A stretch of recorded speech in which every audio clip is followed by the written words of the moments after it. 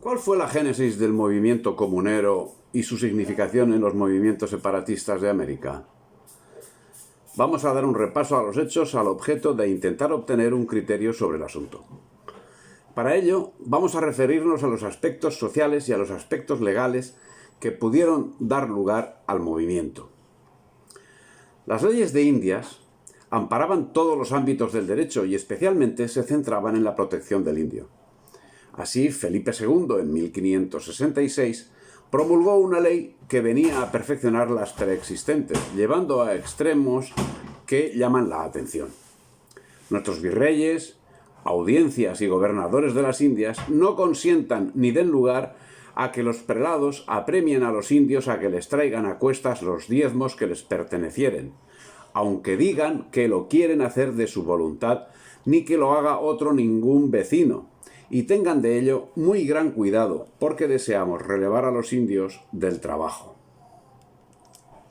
No era lo primero que se dictaba a este respecto. Ya con Carlos I, y como consecuencia de las denuncias presentadas por Bartolomé de las Casas, primero se paralizó la conquista, se ninguneó a Hernán Cortés, y se dio paso a la conocida controversia de Valladolid, tras la cual se generó la Declaración Universal de los Derechos del Hombre y se dio paso a la creación del derecho internacional. Algo que el ocultismo de la historia negra contra España ha obviado, haciendo que el conocimiento general se remita a la Revolución Francesa para hablar del inicio de la reivindicación de los derechos humanos, con el fin de dar a la sangrienta, materialista e inhumana revolución del 18 un relumbrón que no le pertenece. Sin embargo, quien preservó la vida de millones de personas fue justamente España, con la creación del derecho de gentes, ya en el siglo XVI, siendo que la existencia de archivos históricos de la época y la existencia de poblaciones en la actualidad avala lo afirmado. La preocupación por la justicia, por la libertad y por la dignidad humana fue un principio que quedó reflejado de forma manifiesta en la monarquía hispánica, aspectos que fueron muy especialmente atendidos por los reyes católicos y cuya antorcha fue recogida por Carlos I, quienes con el descubrimiento de América comprendieron que se abría un nuevo mundo cuya estructura había que organizar y armonizar. Estaban ante una situación nunca antes conocida. Se habían encontrado con una parte de la humanidad de la que hasta el momento el mundo occidental no había tenido la menor noticia. Ese hecho hizo surgir en la intelectualidad española, en la corona y en el pueblo, un problema ético de envergadura al que tendrían que dar solución teólogos y juristas. Y lo hicieron de forma ejemplar, elaborando un cuerpo de leyes de gran carga moral por la cual se reconocía algo que hoy nos parece normal, pero que en la época no lo era. La naturaleza humana, y por lo tanto como sujetos de deberes y derechos iguales por naturaleza a los demás, de los habitantes de los territorios descubiertos. Y aún había más. Los indios podían solo ser sometidos por los reyes de España si se les trataba como seres humanos que eran, conforme a los preceptos del derecho natural, algo que en el mundo británico no sucedería sino hasta 4 siglos y medio después, y como medida necesaria para justificarse ante el juicio de Nuremberg. Ese asunto no es baladí, sino tal vez la piedra angular del edificio hispánico. Ningún otro pueblo europeo ha reconocido a los naturales de las tierras conquistadas por ellos como sujetos de deberes y derechos iguales por naturaleza a los de los demás, sino que en demasiadas ocasiones los ha perseguido literalmente como alimañas, tras ser calificados como infrahumanos por gurús como Charles Darwin, quien estimaba que la selección natural, como se acaba de hacer observar, conduce a la divergencia de caracteres y a mucha extinción de las formas orgánicas menos perfeccionadas. Darwin Dixit. Completando la afirmación para que no haya dudas, diciendo el mismo Darwin: hemos de creer que si todos los animales y plantas de la Gran Bretaña fuesen puestos en libertad en Nueva Zelanda, una multitud de formas británicas llegaría en el transcurso del tiempo a naturalizarse allí por completo y exterminaría a muchas de las formas indígenas. Por el contrario, por el hecho de que apenas ningún habitante del hemisferio sur se haya hecho salvaje en ninguna parte de Europa, podemos muy bien dudar de que en el caso de que todas las producciones de Nueva Zelanda se dejasen en libertad en la Gran Bretaña, un número considerable fuese capaz de apoderarse de los puestos actualmente ocupados por nuestros animales y plantas indígenas. También Darwin Dixit. Por supuesto, los aborígenes para Darwin formaban parte de la zoología. Para Darwin y para el gobierno británico. El pensamiento y la actuación de España fueron bien diversos. Gracias a la legislación de Indias se posibilitó que hoy en día, en el siglo XXI, y en lo que en su día fue Imperio Español, podamos contemplar una geografía humana que ni por asomo puede ser encontrada en el mundo anglosajón, donde como mucho podemos encontrar algún zoológico o reserva con alguna muestra indígena. En el mundo hispánico no hay más que ver cómo hay indígenas que hubiesen preferido haber sido masacrados por los británicos antes que conquistados por los españoles. También eso es cualidad propia del mundo hispánico. Y se cumplieron esas leyes, con todas sus excepciones, tan estrictamente que dieron lugar a denuncias por parte de españoles ante los excesos llevados a cabo por los indígenas. Denuncias que eran atendidas con bastante más diligencia de la aplicada por la Inquisición ante una denuncia de herejía. Tan es así que era la oligarquía criolla la principal instigadora de los conflictos que se sucedieron en América desde el momento de la conquista.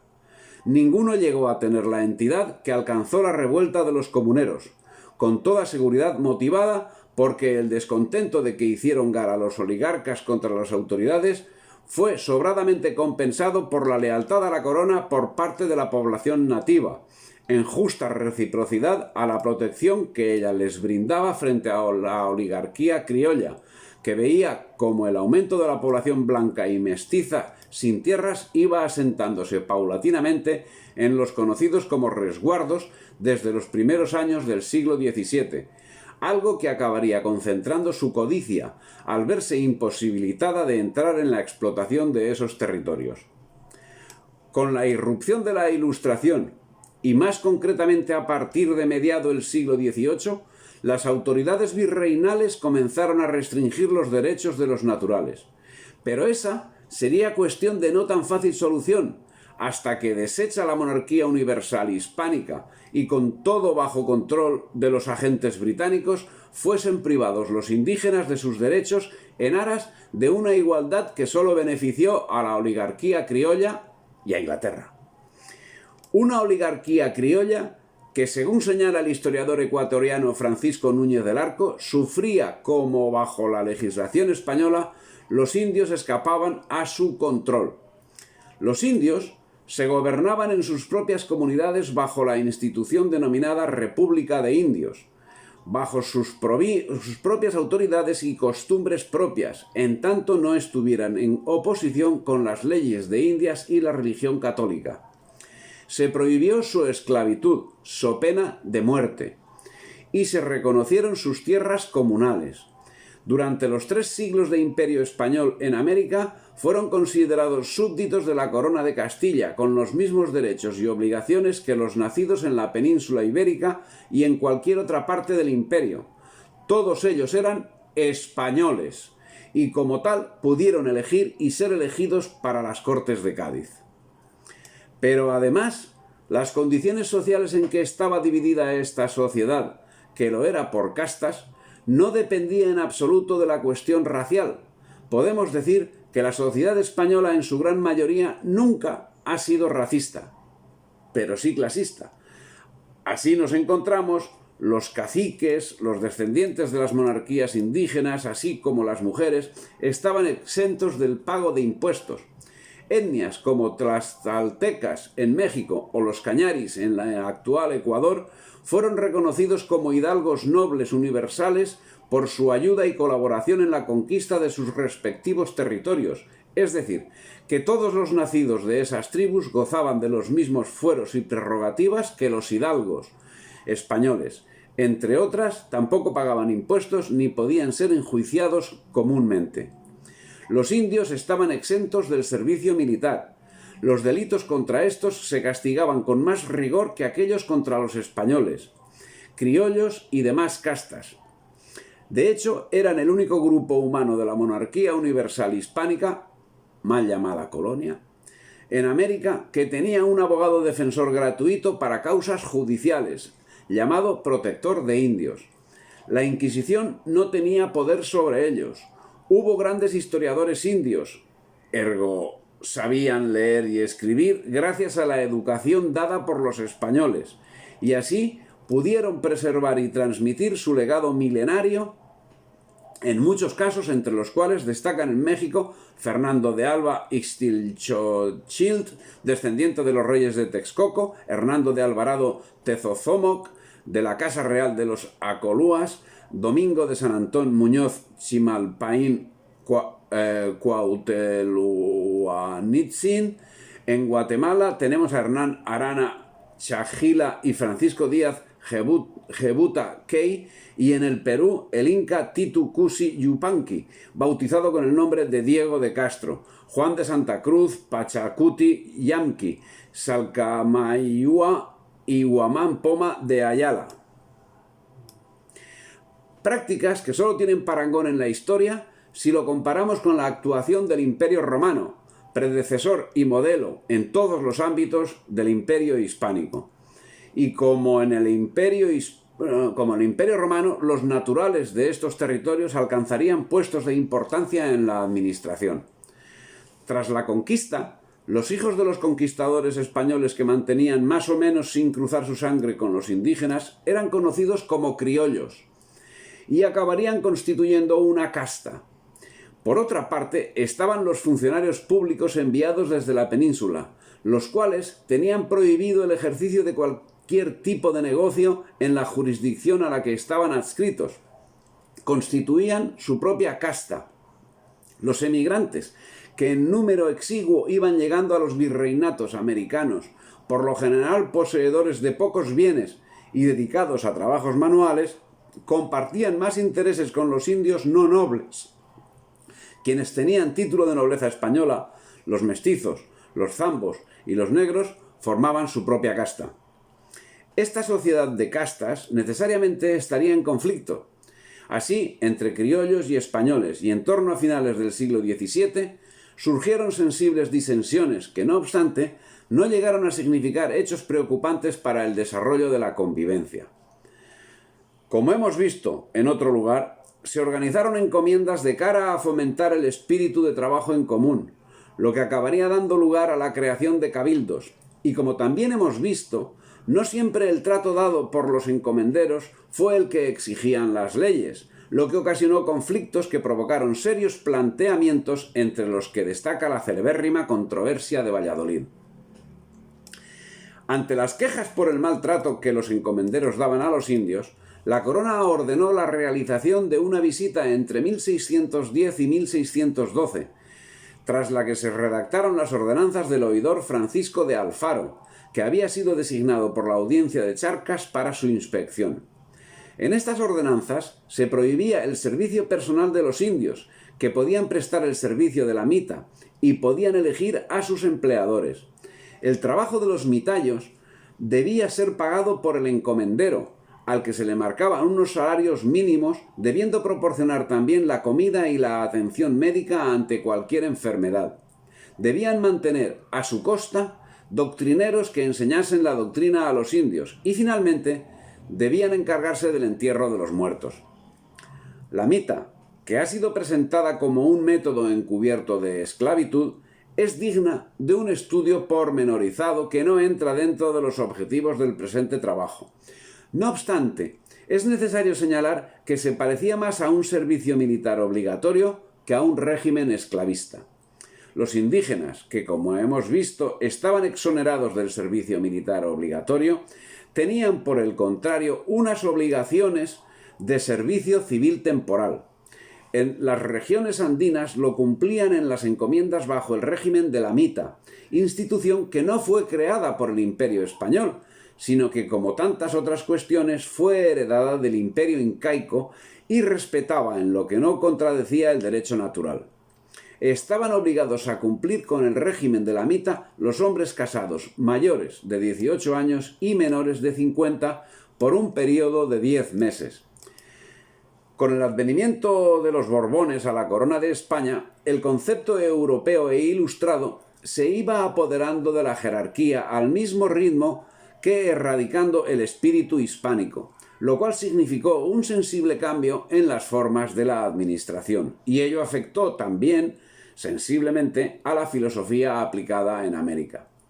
Si para los austrias los territorios americanos eran claramente provincias españolas, con el mismo nivel de derechos que las peninsulares, para los Borbón eran colonias, con todo lo que eso implica. No obstante, la forma jurídica del trato de las provincias españolas de América no cambiaría, pues desmontar el entramado jurídico forjado hasta el momento sería una tarea de imposible alcance para la administración ilustrada borbónica. De ello se encargarían posteriormente las élites criollas. Los criollos eran los descendientes de los conquistadores y encomenderos, y de ellos habían heredado sus propiedades, al tiempo que los peninsulares eran fundamentalmente funcionarios públicos conforme a las formas adaptadas desde tiempos de los reyes católicos.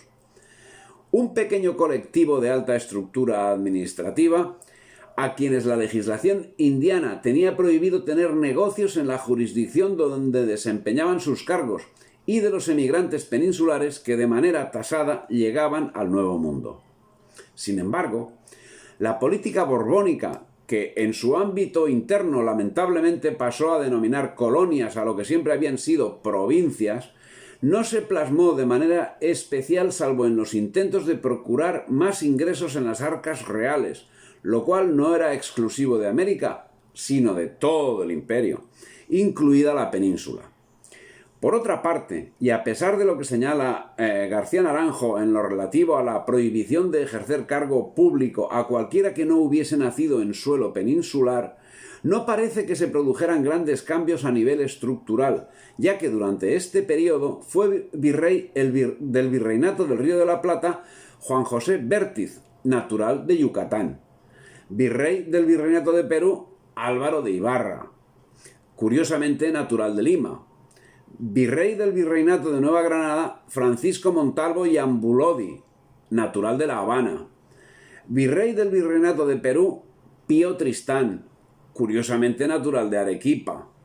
Virrey del Virreinato de Nueva España, Juan Vicente de Güemes, natural de La Habana. Vista la lista de virreyes criollos que lo fueron durante el reinado borbónico, parece fuera de lugar el argumento de los separatistas en lo tocante a que los criollos no tenían acceso a la administración virreinal. Por el malestar de la oligarquía criolla se agudizaba porque los indios, poseedores de tierras y cultivos, sabían defenderlos adecuadamente.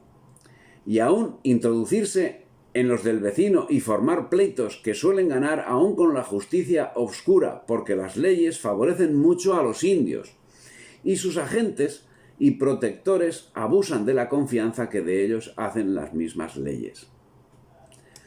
Todo lo cual ayudaba a incrementar el malestar de los criollos. Este malestar criollo tuvo varios puntos calientes, en los que podemos destacar la rebelión encomendera del Paraguay de 1723-1725, encaminada a usurpar tierras comunitarias indígenas. Durante este periodo hubo batallas en las calles y en los campos, entre comuneros y virreinalistas. Se creará, con asombro de los tiempos, nada menos que la Junta Gubernativa en pleno siglo XVIII, cuando aún no se había producido la Revolución Francesa. Y esta Junta Gubernativa elegirá un presidente de la provincia del Paraguay, y aún hará algo más: expulsará violentamente a los jesuitas, anticipándose al temerario acto de Carlos III. En 1763, la corona emprendió una profunda reforma tributaria, resultado de los pensamientos ilustrados afrancesados que habían tomado cuerpo en el gobierno monárquico. Pronto surgieron protestas, las primeras en Madrid, donde, con la excusa de la reforma de las vestimentas ordenadas por el marqués de Esquilache, se produjeron gravísimos conflictos en marzo de 1766 que quedan reseñados en el capítulo correspondiente al reinado de Carlos III. Conflictos que se reprodujeron en Quito, Puno, Guanajuato, motivados en cada caso por cuestiones concretas y con la base común de la reforma tributaria. Las reformas en América se iniciaron en México, donde no provocaron graves revueltas. Otro resultado tendrían el virreinato del Perú, donde se radicalizarían las cuestiones al aumentarse los gravámenes el 26 de julio de 1766 y al ser enviados en 1777 3 fiscales que portaban la consigna de vigilar la implantación de lo legislado. La aplicación de impuestos hasta la fecha existentes para los grupos sociales más desfavorecidos provocó graves fricciones y descontento, especialmente señalado entre los mestizos, principalmente entre los que vivían en los centros urbanos, así como entre los indios. El problema existente en todo el imperio era en gran parte común. Como en la península, en Quito el problema eran las manos muertas. Al respecto, en 1765, el presidente de la audiencia señalaba que todas las fincas pertenecían a personas eclesiásticas exentas. Como consecuencia de la aplicación de la reforma, desde el 22 de mayo hasta el 3 de julio de 1765, miles de criollos, mestizos e indígenas se amotinaron contra los establecimientos de las nuevas medidas fiscales. El miércoles 26 amanecieron los mozos, más insolentes y atrevidos que nunca, con el frenesí y empeño rabioso de matar a todos los europeos o chapetones, así vecinos de esta ciudad como forasteros. Las capitulaciones que en ese día se hicieron son estas. Primero, que se les entregasen a todos los barrios las piezas de artillería, los fusiles y lanzas de la sala de armas, para depositarlas en los conventos o iglesias, como también los informes. Aspecto que fue concedido. Que salgan todos los europeos solteros y no solteros de Quito. Concedido lo primero. De los no solteros, negado. Y saldrán dentro del término de 8 días. Tercera, que se quite el corregidor y el fiscal del rey y salgan también como que son europeos. Esto fue negado. Pero si ellos pidiesen salir, se les dará libre facultad para hacerlo en el modo y por el tiempo que juzgaren conveniente los señores de la Real Audiencia. Y cuarto, que no haya soldado de guardia en Quito y se quiten los 50 que hay con sus oficiales, lo cual fue concedido. La inmensidad del imperio, así como el deterioro de los servicios, ¿fue eso consecuencia de las políticas ilustradas? Pues entre ellos la comunicación no era cosa baladí. De los disturbios de Quito tuvieron noticia en Madrid en diciembre, pero no acabó el revuelo con esas concesiones, sino que se mantuvo largo tiempo. En 1777, el omnipotente señor don José de Gálvez, secretario de Estado en el Despacho Universal de Indias, envió 3 fiscales a Sudamérica para que realizaran una reforma a imagen y semejanza de la que él había hecho en la Nueva España. Don José de Areche, fiscal de la Audiencia de México, debía reformar el Perú. Don José García de León Pizarro, fiscal de la Audiencia de Sevilla, debía reformar Quito. Don Francisco Gutiérrez de Piñeres, fiscal de la Audiencia y Casa de la Contratación de Cádiz, debía reformar el nuevo reino de Granada. Mientras tanto, la reforma fiscal había levantado voluntades en todas partes. Así se recibían quejas de todos los estamentos, al tiempo que administradores de distintos lugares ofrecían servicios extraordinarios, como es el caso del Ayuntamiento de Guatemala, que se ofrecía a mantener los arrendamientos de los estancos de materias primas con sus propios fondos para el bien público de la patria, decía. Quejas por los impuestos se reflejaron en todas partes. Así, a los referidos se les unían otros, como el relatado por José Andrés Gallego, que dice que en 1766, cuando a los Mendoza de Cuyo se les pidió que efectuaran un donativo como los demás súbditos del monarca para el alcance de los gastos que habían supuesto la guerra de 1762 y otras necesidades, los mendocinos reunidos para ello, no dejaron de recordar que estaban muy cargados por las sisas que tenían que pagar en Buenos Aires, que era por donde habían de sacar sus productos a pesar de los ataques de los indios infieles. Pero lo que en principio eran quejas, ante la llegada de los 3 fiscales encargados de llevar a cabo las medidas fiscales, se convirtieron en conflictos que podemos catalogar con los nombres de cada uno de ellos: Areche, García de León Pizarro y Gutiérrez de Piñeres. A la llegada de los fiscales, en 1777, se produjeron levantamientos antifiscales en Quito, que crearon serias situaciones de revuelta popular. Ante las revueltas, un observador imparcial, Pedro Pérez Muñoz, alcalde que fue de Quito, relata el ambiente que se veía y no deja de señalar la igualdad existente entre los españoles de ambos hemisferios, siendo que él mismo estuvo en peligro cierto de muerte. Los criollos están persuadidos a que son conquistados. Este error es común y de él se origina aquella natural aversión que hay entre el conquistador y el conquistado.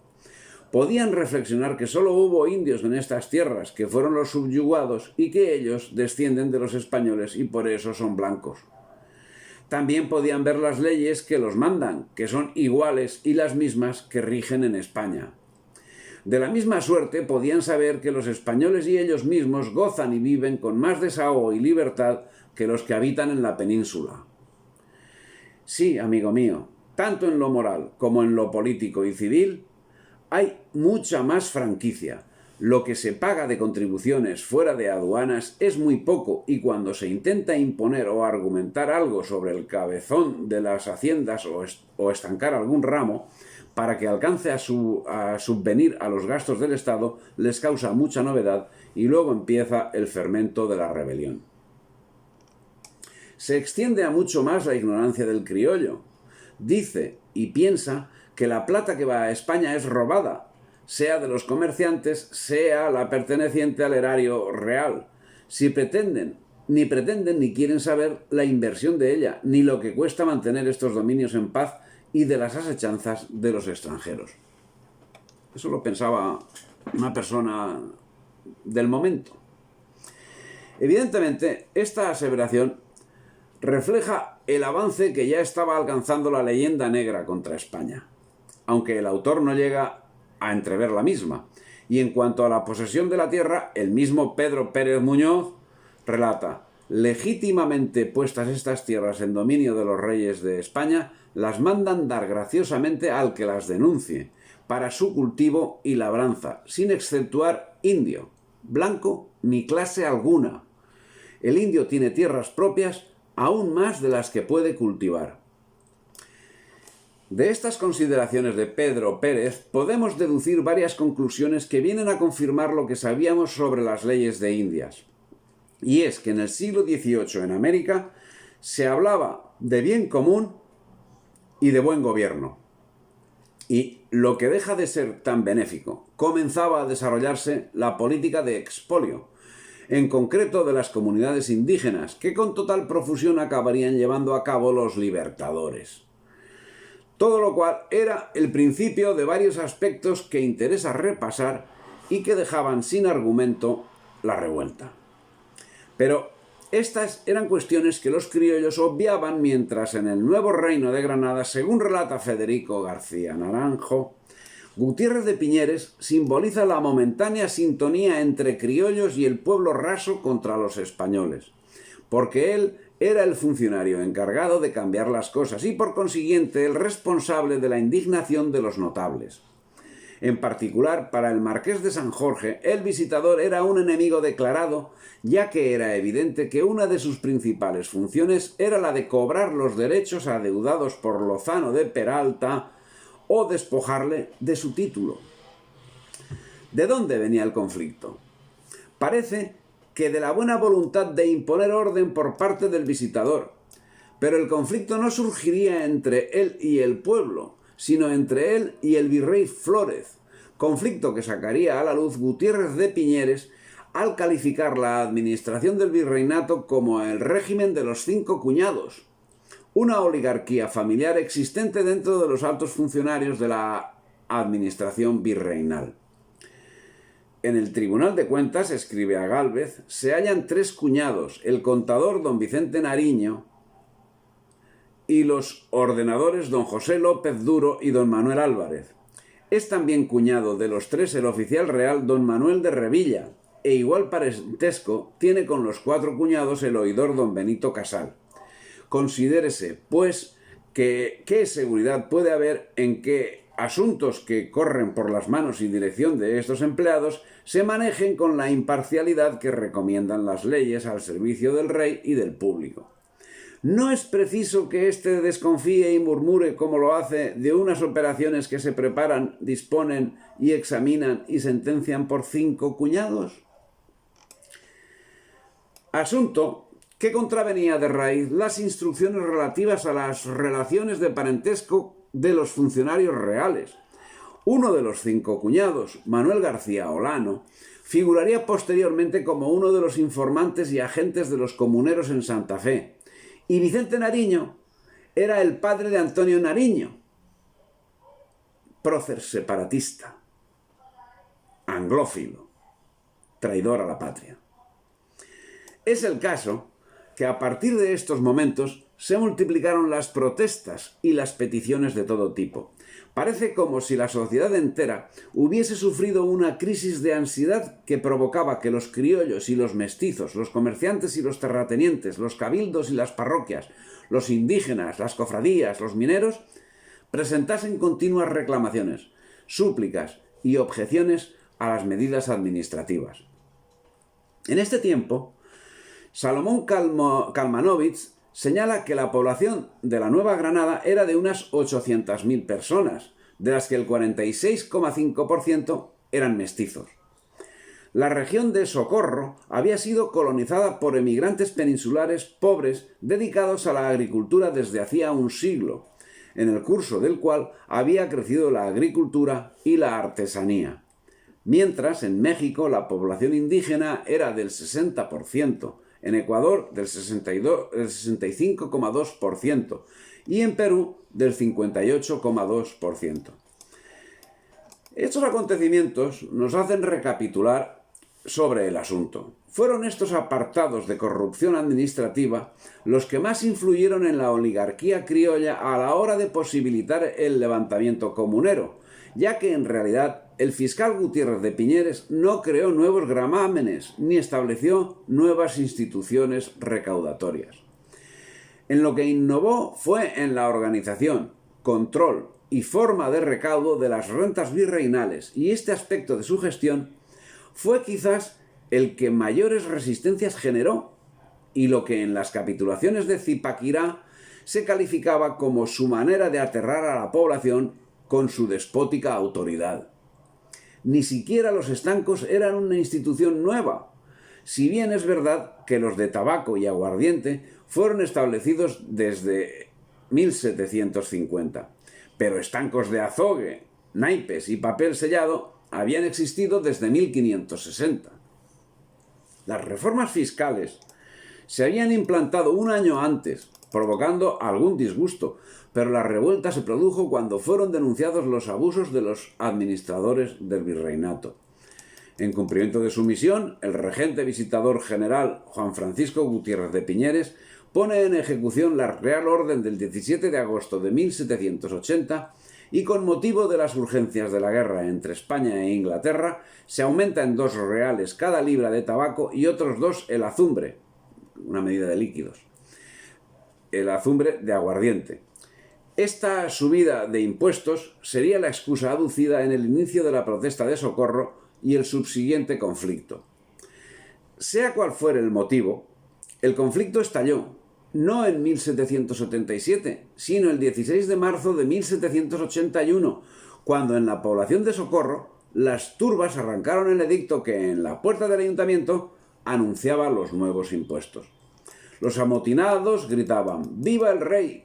¡Muera el mal gobierno!», al tiempo que marchaban hacia Santa Fe, capital del virreinato.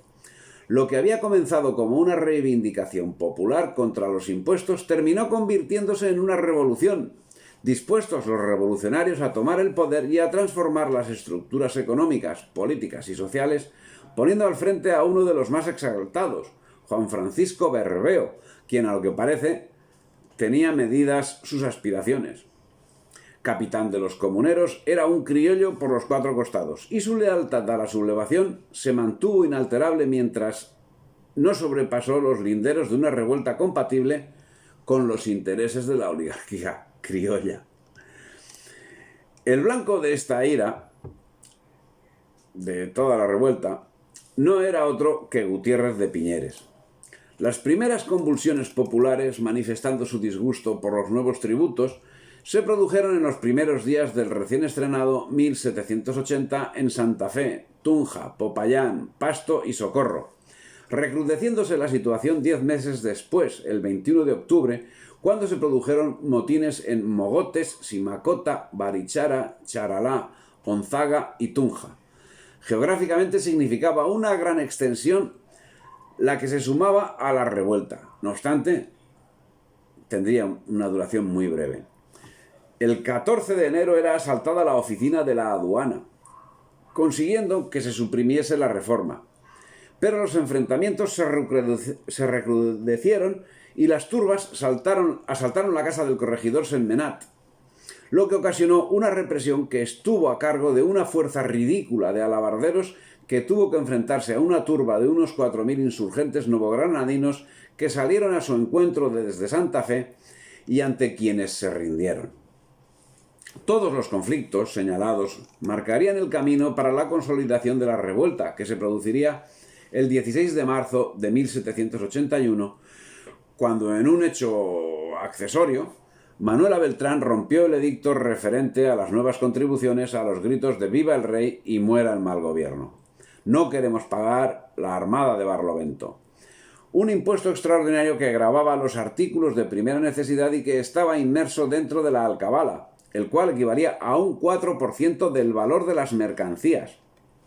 Era el incremento del 100% sobre el impuesto preexistente, reduciéndose su aplicación a productos europeos, con lo cual el incremento era, con los impuestos que estamos pagando hoy, absolutamente ridículo. Dice que no a los locales, en particular a la hilaza de algodón, que era utilizada como moneda por los pobres de Socorro y San Gil. Se exigía radicalmente la liquidación del estanco del tabaco, que lo fumaban pobres y ricos, y libertad de siembras. Por su parte, los comuneros de Mérida, en el pasquín de 5 de junio de 1781, exponían: «Hacemos saber a vuestra excelencia cómo los lugares principales de este reino, cansados de sufrir el intolerable peso de alcabalas hasta de lo sagrado, rigurosos estamos aún de la tierra, etc., con amenazas de peores, si caben mayores. Hemos resuelto todos a una voz sacudir tan pesado yugo y tomar otros temperamentos para la conservación de nuestras vidas y viviendas». Lo que quedaba claro en cualquier caso es que la revuelta tenía motivaciones fiscales como reacción de la oligarquía criolla ante la limpieza administrativa organizada por el visitador Piñeres. El grito de guerra «Viva el rey» y «Abajo el mal gobierno» parece prueba suficiente.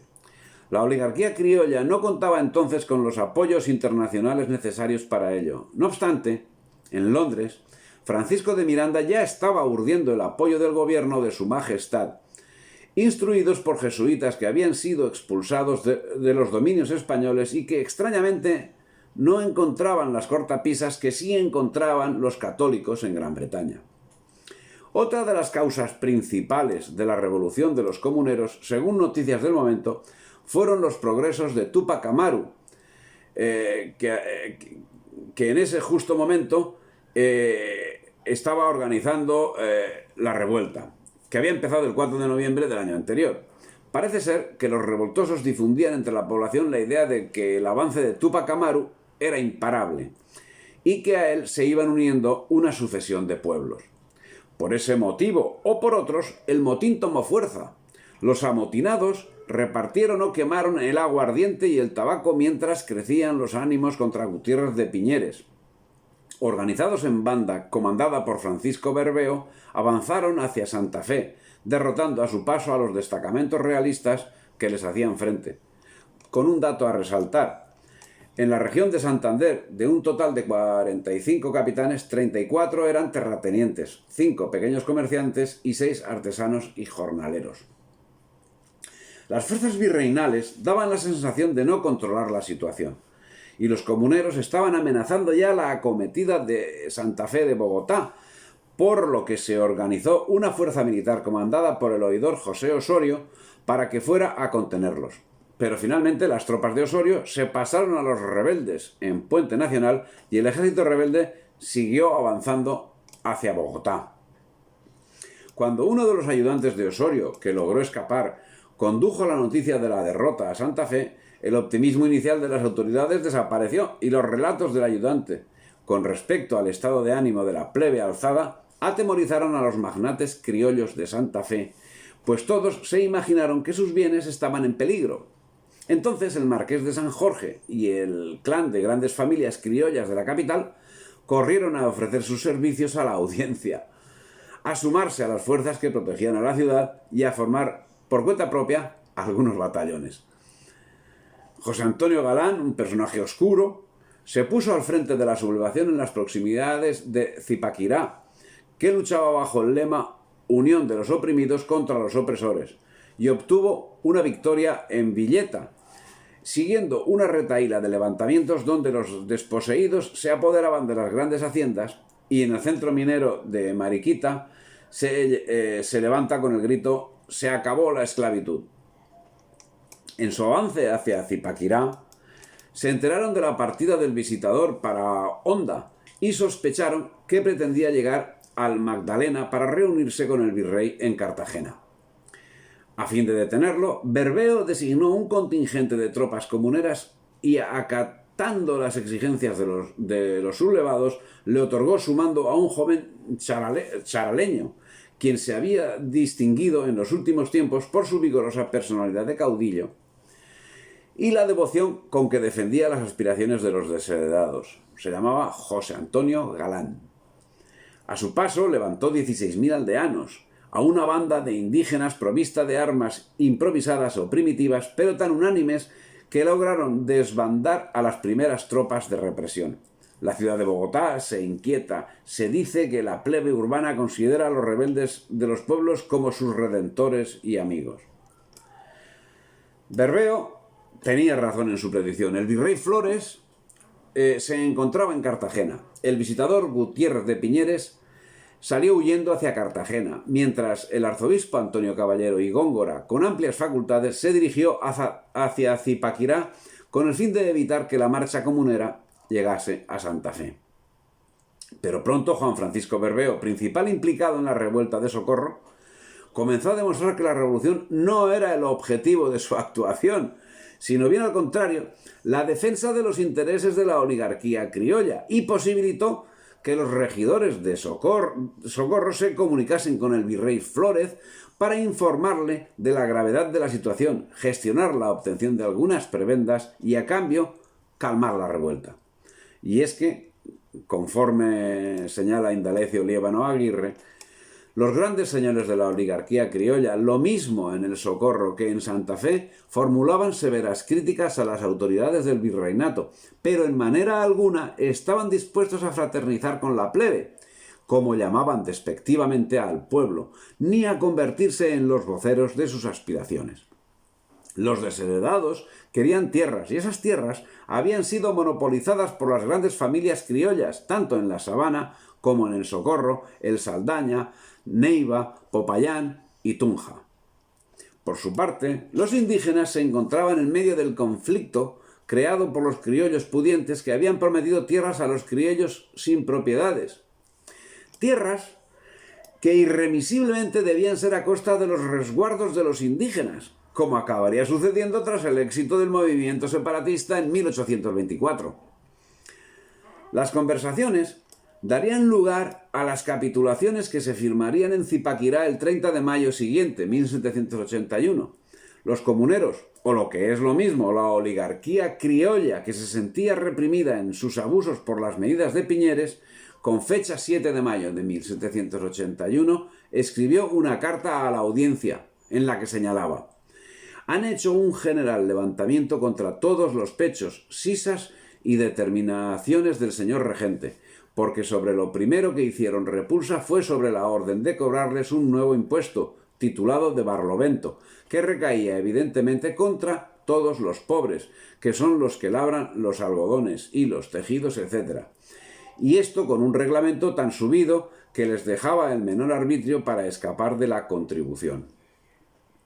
Pero quedaba patente que ese ataque de populismo era desechado cuando quienes les seguían exigían reformas que afectaban directamente a sus intereses. En las capitulaciones de Zipaquirá se acordó la aplicación de algunas medidas que beneficiaban a la oligarquía criolla, como era la abolición de algunos impuestos y la rebaja de otros, la extinción del estanco del tabaco, la eliminación de peajes. También tuvo efectos positivos, como fue la garantía de los resguardos, la rebaja de los tributos, la exoneración del pago de los servicios religiosos y el derecho de los indios a quedar como administradores y beneficiarios de las minas de sal. Por su parte, los criollos lograron que, contrariamente a lo que la administración ilustrada estaba llevando a cabo, no fuesen marginados de la administración pública, respetando en este sentido la política de la monarquía hispánica.